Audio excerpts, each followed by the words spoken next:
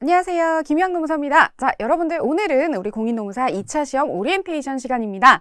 여러분들 오늘 저와 함께 우리 시험이 어떻게 조금 구성이 되어 있는지, 그리고 강의 진행은 어떠한 방식으로 할 것인지, 그리고 나아가서 답안지 작성법, 여러분들이 많이 궁금해 하시는 거죠? 그래서 답안지 작성법이랑, 그리고 여러분들의 어쨌든 노무사로서의 선배로서 수험 생활을 먼저 지내온 사람으로서 여러분들께 조금 드릴 수 있는 조언 정도 좀 드리려고 합니다. 자, 먼저 우리가 시험을 좀 볼 건데요. 우리가 2차 시험 안내 먼저 잠깐 드릴 거고요. 그다음에 강의 진행 방법, 그리고 이렇게 이어지는 순서대로 간략하게 설명을 좀 해드리려고 해요. 자, 2차 시험 우리 벌써 이제 날짜가 벌써 나왔죠. 날짜가 나왔는데 우리 올해는 9월 9일 그리고 9월 10일 이렇게 해서 이틀 동안 토요일, 일요일 날 걸쳐서 이틀 동안 시험이 진행이 되고요. 우리 가장 큰 비중을 가지고 있는 우리 노무사 시험의 핵심이라고 할 수 있는 우리 노동법 시험은 75점씩 노동법 1, 노동법 2 이렇게 해서 2번 시험을 보게 됩니다.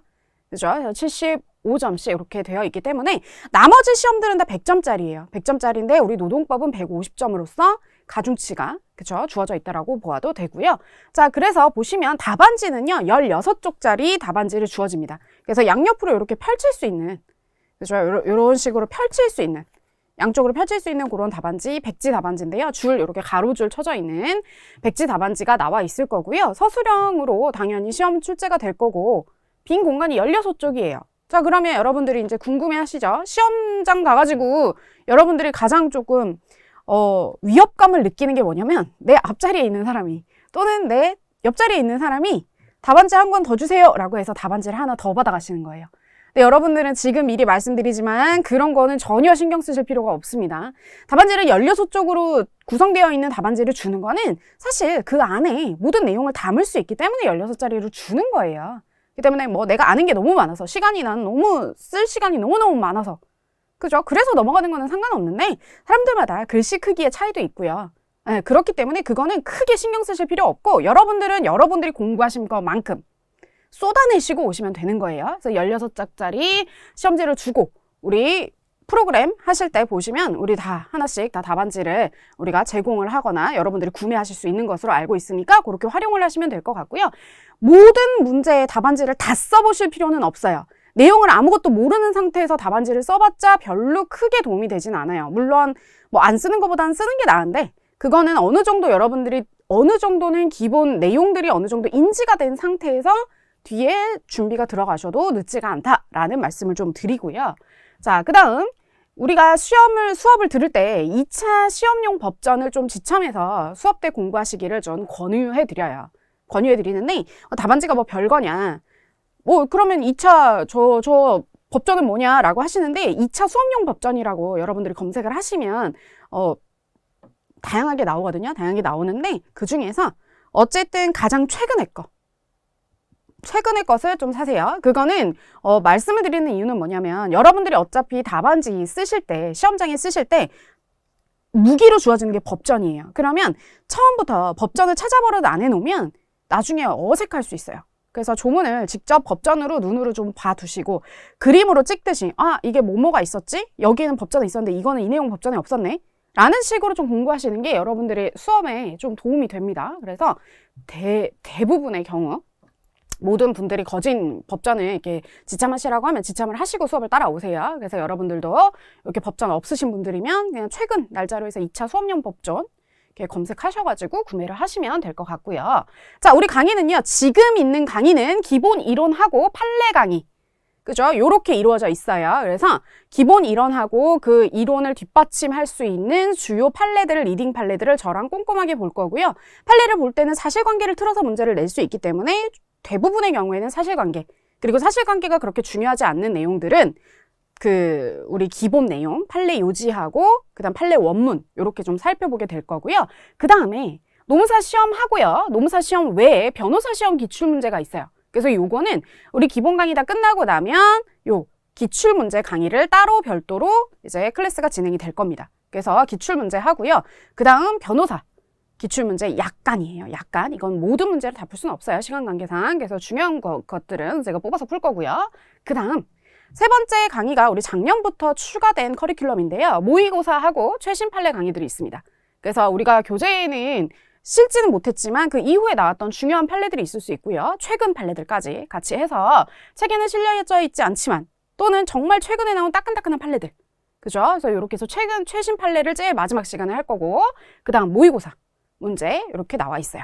그래서 모의고사 문제들은 제가 모범 답안까지 제시를 하기 때문에 뭐 그거에 꼭 집착하실 필요는 없지만 보통 모범 답안이면 여러분들이 쓰는 표준 그런 답안지 있잖아요. 합격을 하는 답안지에 좀 오버해서 써져 있다라고 생각을 하시면 돼요. 수업용이기 때문에. 그래서 그걸 참고하셔서 아, 내가 이 답안지에 있는 내용 중에 완전히 빠뜨린 논점은 뭐다. 나는 아예 이거 기억도 못했다. 그런데 그게 중요 논점이라면 100점이 많이 나와 있다 그러면 그거는 여러분이 놓친 거니까 해당 부분에다가 교과서에다가 단권화를 해야겠죠. 그게 모범 답안과 그죠? 문제를 풀어서 여러분이 얻어가시는 목적이에요. 문제를 푸시는 목적. 문제를 풀 때 그냥 있으니까 문제를 푼다. 그거 그렇게 하면 남들 다 하는데 뭘 얻어가겠어요, 여러분. 그죠? 이거 중요한 거 한 겁니다. 뭐예요? 자, 내가 모의고사를 풀던 아니면 기출문제를 풀던 거기서 여러분들이 얻어가시는 거는 뭐냐면요. 내가 전혀 생각하지 못했던 주요 논점, 빠뜨린 거. 아예 나는 이 논점은 생각도 못했는데? 아예 나는 이 판례는 아예 쓸 생각도 못했는데? 아니면 결론이 아예 틀렸다던가? 그런 것들을 체크해서요. 본문에 여러분들이 시험장 끝까지 가져갈 책의 본문에다가 해당 부분 내가 빠뜨렸던 거 체크를 해놓는 거예요. 그죠? 그래서 그거를 정복해 가시면서 좀 듬성듬성했던 그 그물을 촘촘하게 채워가는 게 여러분 시험 공부라고 보시면 돼요. 아시겠죠? 그래서 모의고사나 뭐 이런 것들을 활용하실 때, 답안지를 활용하실 때 본문에다가 반드시 이 내용 내가 빠져있는 거, 놓쳐있는 부분은 올려야 되는구나 라는 걸 좀 생각을 하시고 들어가시면 되겠습니다. 그리고 보시면 우리의 목표는 그래서 막판 한 달 동안에는 저도 그랬어요. 저도 시험 볼 때 시험 합격하는 해 제가 좀 여러분들 이제 이미 어느 정도 아시는 분들은 아실 텐데 제가 나름 신림동 고인물이라서 장수생이었습니다. 부끄럽지만 여러분들께 고백을 하는 게 이유가 뭐냐면 제가 합격했을 때 즉 마지막 해에는 어떤 생각이 들었냐면 나 이거 떨어지면은 나 이거 더 이상 두 번은 못하겠다. 그런 생각이 들 만큼 했어요. 잠도 당연히 못 잤고요. 제대로 못 잤고 제가 사법고시 시험할 때도 잠을 충분하게 자는 스타일이었는데 농사 2차 시험 공부할 때 막판에 불안해서 잠이 안 오더라고요. 그만큼 공부를 많이 집중해서 했기 때문에 그렇겠죠. 그래서 막판에 한 달 동안에 내가 볼 자료 있죠. 내가 계속 복습할 자료. 회독수라고 여러분들이 말씀하시잖아요. 노동법 말고 다른 거 뭐 마찬가지예요. 막판에 한 달 동안에 내가 시험 쉬는 시간에 내가 그 시간에 후루룩 넘길 자료 있잖아요. 그거 만들어 놓는 게 단권화라고 하는 거예요. 그러니까 책은 늘린다라고 좋은 게 아니라 내가 한 권을 맨 마지막에 시험장까지 갖고 갈 거라고 정했으면 그 책에다 모든 게 다 들어와야 돼요. 그 책에다가. 빈 공간들 많잖아요. 그리고 우리가 책이 회독수가 이렇게 두꺼운 책을 어떻게 이틀 만에 보냐, 어떻게 일주일 만에 보냐. 나중에는요, 한 번 보는 게 어렵지 3번, 4번, 5번째 보면 여러분들 아시는 건 그냥 쭉쭉 넘어가기 때문에 그게 가능한 거예요. 처음부터 끝까지를 모두 중요한 강도로 똑같이 해서 보면 그렇게 해서 책 못 봅니다. 그죠? 그거는 공부를 하면서 내가 모르는 거, 내가 아는 거는 지우고 필요 없는 거 지우고 강약 조절해서 내가 모르는 거, 내가 놓쳤던 거, 중요한 거 그걸 중요도 표시를 하기 때문에 그게 가능한 거예요. 그래서 그런 자료를 만들어가는 게 저랑 수업 시간 때 할 몫이고요. 이거는 제가 여러분들한테 해드리는 거고 그래서 강의 시간에는 전체적인 논리 구조를 잡는 거예요. 왜 이게 쟁점이 되지? 왜 이게 문제의 소재지? 왜 이런 논의가 나오지? 이런 거를 먼저 보시고요. 그 다음 당연히 처음부터 모든 걸 외울 수는 없어요. 그럼 그 쟁점을 풀어가는데 필요한 판례 키워드는 뭐가 있지? 이런 것들을 우리가 전체적으로 잡고 가는 거예요. 그래서 제가 문제의 소재를 굉장히 중요하게 말씀드리는데요. 왜 이 문제가 쟁점이 되지? 왜 여기서 이 파트에서는 이게 문제지? 요거를 생각하면서 공부를 하셔야 돼요. 아시겠죠? 그래서 요거를 좀 말씀을 드리고요. 자, 그 다음 필기시에 여러분들이 좀 참고를 하실 때 이게 1차랑은 좀 달라요. 1차 때는 제가 OX 하시고 뭐 할 때 말씀드렸잖아요. 그때는 틀린 게 가장 중요하니까 틀린 거는 핑크색으로 체크를 하셔라. 그죠? 그래서 요런 거 말씀드렸는데 여기서 중요한 거는 뭐냐면 색깔은 여러분들이 이제 뭐 취사 선택하시는 거예요. 뭐 본인들은 난 책 지저분한 게 싫다. 난 샤프로만 할 거다. 상관없어요. 여러분들 알아서 하시되 제가 권해드리는 방법은 요거는 이제 문제점 있잖아요. 문제의 소재 부분. 그죠? 문제의 소재 부분을 꺽쇠 표시를 합니다. 그래서 노란색이나 뭐 색깔은 마음대로 하세요, 여러분들. 요건 정하기만 하면 돼요.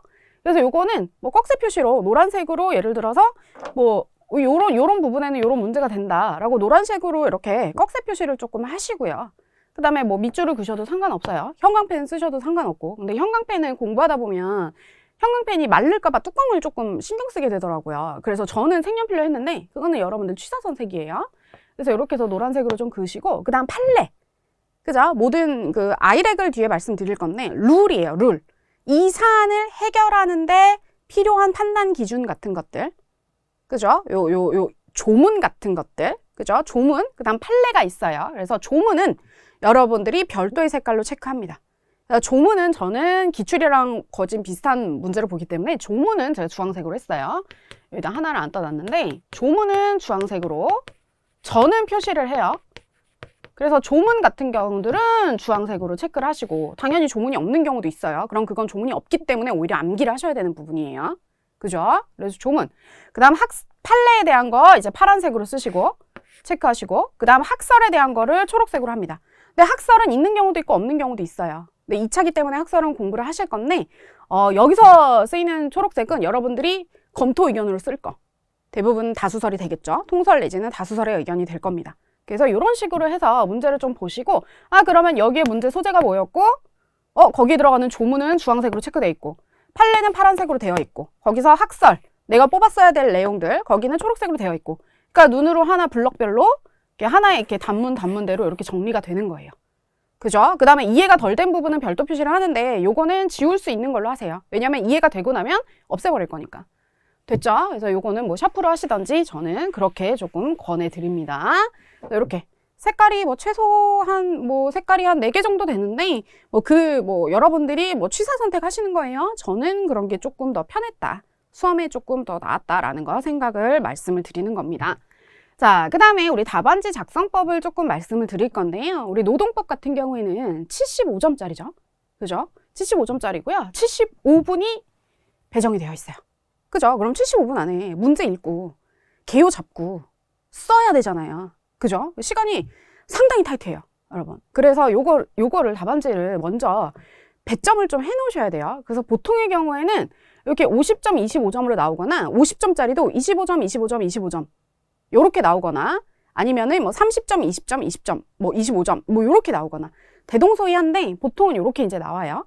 그러면 만약에 이제 케이스 문제가 50점짜리가 크게 나왔다.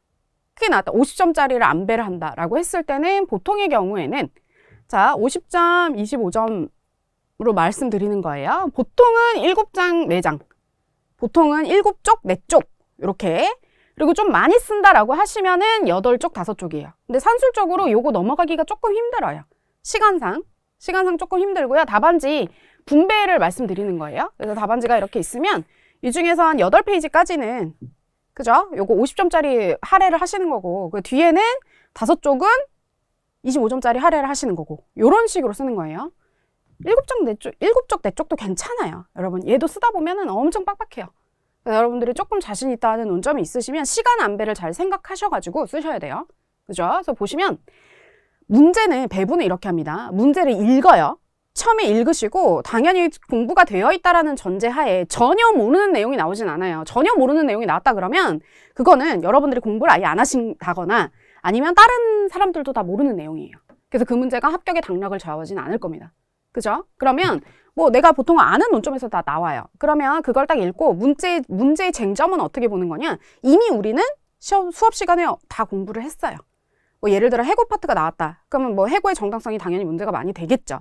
그래서 뭐 예를 들어서 해고 관련해서 정당성이면 문제들이 나오잖아요. 해고 사유도 정당해야 되고, 그죠? 시기 절차도 다 정당해야 되고, 서면 통지도 해야 되고, 요런 내용들이 있잖아요. 그죠? 그러면 징계 해고라 그러면 사회통념상 근로자에게 계속할 수 없는 책임 있는 사유가 있는지 없는지 막 이런 판례 내용들이 막 떠다닐 거예요. 그죠? 그럼 문제의 쟁점이랑 얼개를 잡는 거예요. 개요, 문제 파악하고, 그 다음에 내가 서 어떻게 쓰고, 문제 소재 어떻게 쓰고, 뭐 조문 뭐고, 판례 뭐 쓸 거고, 결론은 어떻게 낼 거고, 요런 것들. 키워드만 딱딱딱 잡는 게 그게 10분 걸려요. 10분 걸려요, 10분. 당연히 요거는 그 1번하고 2번하고 요거 다 얘기하는 거예요. 75분이니까 지금. 그죠? 그러면 요거 개요 잡고 1번 개요, 2번 개요 타닥 잡고 그 다음 본문을 미친 듯이 쓰는 거예요. 그죠? 그리고 여러분들이 간과하시면 안 되는 게 요 20점, 25점짜리 요거 쓰다가 시간이 막 모자르는 경우가 있어요. 시간이 모자라가지고 얘 시간을 안배가 안 돼 있잖아요. 그러면 이거는 상대적으로 보통 점수를 줄 때 어떤 식으로 주냐면 여러분들 자, 요렇게 항목별로 줘요. 예를 들어 사례형 50점에서 이런 식으로 항목별로 예를 들어 요렇게 문제가 나눠져 있습니다. 논점의 정리 몇 점, 법조문 몇 점, 판례 몇 점 이렇게 쓰는데 25점짜리에 배분된 거를 아예 시간 조절에 실패해가지고 나머지 10분밖에 안 남아서 얘 조금 쓰고 얘를 못 썼다. 그러면 아예 여기는 점수 배점이에요. 그냥 0인 거예요. 0. 그죠? 그렇기 때문에 그 시간 분배를 잘 하셔야 된다라는 거를 말씀을 드리는 거예요. 아시겠죠? 그래서 그거 25점짜리는 시간 분배가 관건이다라는 거 말씀드리고요. 자, 이 답안지를 작성을 할 때 여러분들 어려울 게 없어요. 어려울 게 없고요. 여기 우리가 항상 보면 여러분들 그렇게 많이 얘기하시거든요. 나는 요 제목을 뭘로 잡아야 될지 모르겠다. 요 제목 잡기가 너무 어렵다 얘기를 하시는데 이거는 사실은 뭘로 써도 상관없어요. 뭐 조문, 판례, 이게 뭐가 어려워요? 그죠? 요거는 뭘로 쓰셔도 상관없어요. 그 내용에 여러분들이 요런 원칙들만 지켜가시면 돼요. 아이렉이라고 보통은 말을 하는데 자, 이슈. 이 논의에 문제의 소재가 뭐냐? 뭐가 쟁점이냐? 왜 이 문제를 냈을까? 여러분들은 노동법과 관련된 전문가를 뽑는 시험이에요. 노무사 시험은. 즉, 현안이 있었을 때 어떠한 조문과 어떠한 판례들을 봐서 어떻게 문제를 해결할 것인가 요거를 보는 시험이란 말이에요. 이 해결할 능력이 있는가? 왜요? 우리가 실제 필드에 나가가지고 할 일이 그거니까. 그죠? 그러면 논의의 쟁점. 이 교과서에 안에 있는 논의의 쟁점 아무리 많이 뽑아봐야 막 수백 개가 되지 않는단 말이에요. 이거 다 수업 시간에 공부할 거거든요. 그럼 공부를 충실하게 했다는 전제하에 그 주제에는 어떤 쟁점이 나온다라는 걸 이미 여러분들 머릿속에 있어야 돼요. 그죠? 그럼 그 논점. 그죠? 이슈가 무엇인지를 본 다음에 그러면 거기에 적용되는 룰이 무엇인가. 조문이 있다 그러면 당연히 조문 써야 될 거고요. 조문이 없는 것도 있어요. 그러면 조문이 없어서 이게 문제가 된다라는 것까지 밝혀주셔야 돼요. 그죠? 그죠? 요렇게 밝혀주셔야 되는 거고요. 그 다음에 요거 이제 요렇게 되고 그 다음에 판례. 그죠? 이거에 해당하는 판례는 이제 어떻게 되나? 요거에 대해서 판례는 어떻게 해석을 했나? 요렇게 들어가셔야 되고요. 이게 바로 적용입니다. 그죠? 그러면 여기에 있는 사실관계를 분명히 있는 판례를 가지고 분명히 꼬아서 살짝 틀어서 냈을 거예요. 그죠? 가공하는 사례를 내는 거니까 살짝 틀어서 냈을 건데 그 사실관계에 풀어져 있는 사실관계에 요 조문들이랑 요 판례들을 적용을 한다. 실제 그 적용을 하는 거죠. 적용을 했더니 결론이 어떻게 나오더라. 이게 다예요, 사실은. 사례를 할 때. 그러니까 그 문제도, 그죠? 요런 내용들도, 요 목차도 그렇게 크게 달라지는 게 없는 거예요. 논점의 정리든, 뭐 논의의 쟁점이든, 문제의 소재든 상관없어요. 그죠? 그런 거는 중요한 게 아니라고요. 그래서 논점의 정리, 뭐 논의의 쟁점 상관없어요. 하고 그 다음에 여기에 적용되는 법조문이 있으면 있고 없으면 없다고 쓰고 왜 문제가 되는 건지 Y가 중요하다고 그랬어요. Y. 그죠? 왜 이게 문제로 논점이 되는 건지 들어가시고요. 그 다음 판례. 해당하는 판례에 대한 것들, 판례 판단 기준을 쓰는 거죠. 판례 판단 기준 쓰시고 여기서 판례 판단 기준이 예를 들어 이럴 때 1, 2, 3번이 있었어요. 그러면 사실관계에 대해서 요 1, 2, 3번을 그대로 대칭해서 적용시켜주는 것도 쉬운 방법이에요. 근데 모든 걸 이렇게 해야 되는 건 아니고요. 보통은 이렇게 해서 포섭을 하면 사안의 적용이 조금 풍부해져요. 그래서 이 판례 판단 기준 1, 2, 3 있으면 분명히 사실관계에 여기에 해당되는 것들을 꼬아서 1-2로 나왔을 거거든요. 그래서 그렇게 판단 기준을 이렇게 내주시면 편해요. 요거는 모든 문제에는 다 똑같이 다 1, 2, 3이 각각 맞아떨어지게 있는 건 아니지만 이런 식으로 들어가면 편하구나라는 걸 알고요. 여기 적용 낸 다음에 결론까지 정리를 해주셔야 돼요. 이게 케이스를 풀어가는 하나의 큰 틀이고요. 25점짜리 문제는 약수령 보통 문제가 나오는데 요건 케이스라기보다는 조금 더 쉽게 나오죠. 요거는 일단 양 조절을 해야 돼요. 양 조절을 해야 되고 그냥 서하고 요 개념에 대한 거, 법조문에 대한 거 여기 있는 하나하나를 빠지지 말고 건드리는 게 중요합니다. 세 쪽 안에서 다 들어가야 되니까. 그죠? 나머지 하나라도 빠져버리면 그건 배점에 날아가는 거기 때문에 이런 식으로. 그래서 서는 보통 논점의 정리, 뭐 논의의 쟁점, 서 이렇게 쓰셔도 상관없어요. 그 다음에 그 해당하는 개념에 대한 예를 들어 뭐 영업양도라 그러면 영업양도는 조문에 없어요. 그죠? 조문에 없기 때문에 조문에 없는 거 대신에 개념이 판례가 우리 개념이 뭐 물적, 인적 조직을 기능 이전하는 게 영업 양도로 보고 있다라는 식으로 개념을 이렇게 서술을 해주시고 그거에 대한 판례에 대한 것들 이제 판례를 그대로 암기해가지고 통으로 박을 필요는 없어요.